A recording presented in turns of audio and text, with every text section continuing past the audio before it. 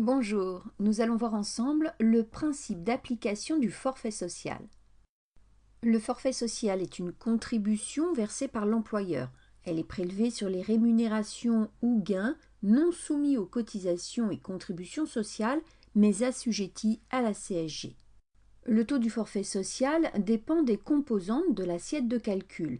Il est égal à 8% sur les contributions des employeurs destinées au financement des prestations complémentaires de prévoyance versées au bénéfice de leurs salariés pour les entreprises de plus de 11 salariés et sur la réserve spéciale de participation dans les sociétés coopératives ouvrières de production employant au moins 50 salariés.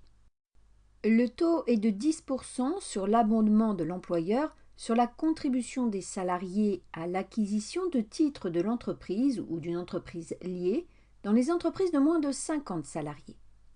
Le taux est de 16% sur certains versements alimentant des plans d'épargne pour la retraite collectif.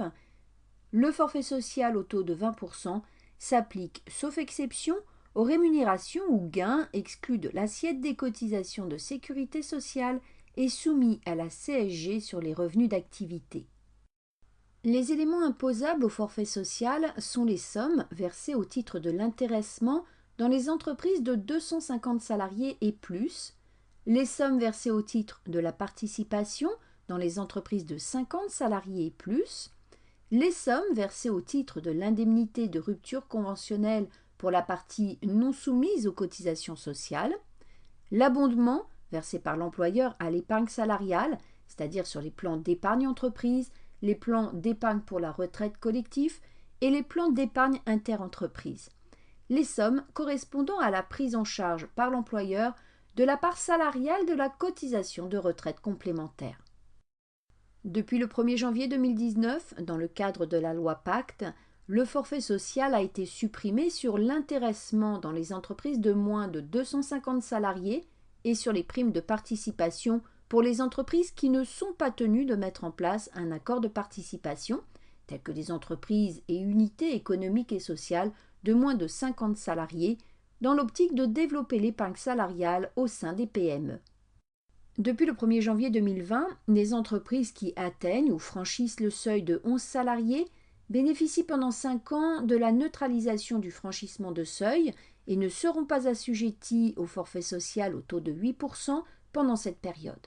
De même, les entreprises qui franchissent à la baisse le seuil de 11 salariés sur une année civile ne seront plus assujetties au forfait social au taux de 8% sur les contributions patronales de prévoyance complémentaire dès la première année.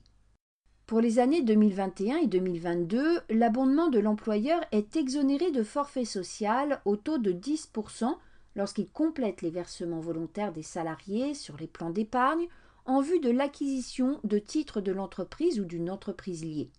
Depuis le 1er janvier 2021, le forfait social au taux de 10% est également applicable au versement unilatéral de l'employeur destiné au financement d'une opération d'actionnariat salarié en l'absence de contribution du salarié. De plus, l'exonération de la contribution patronale de 20% applicable sur la distribution d'actions gratuites s'étend aux entreprises entre 250 et 5000 salariés avec un chiffre d'affaires inférieur à 1,5 milliard d'euros. Les sommes assujetties au forfait social doivent être déclarées et réglées aux mêmes dates que la CSG. La déclaration se fait sur le bordereau récapitulatif de cotisation. Les sommes dues au titre du forfait social au taux de 8% sont déclarées avec le code type de personnel 479. Le forfait social au taux de 10%, incluant le montant exonéré, est à déclarer sous le CTP 578 et l'exonération accordée pour les années 2021 et 2022 est à déclarer en déduction au moyen du CTP 682. Les sommes dues au titre du forfait social au taux de 16% sont déclarées avec le code type de personnel 480. Les sommes assujetties au forfait social au taux de 20% doivent être déclarées sous le CTP 012. Le CTP 478 sert à régulariser un excédent de cotisation déclaré au titre des CTP 012, 479 et 480.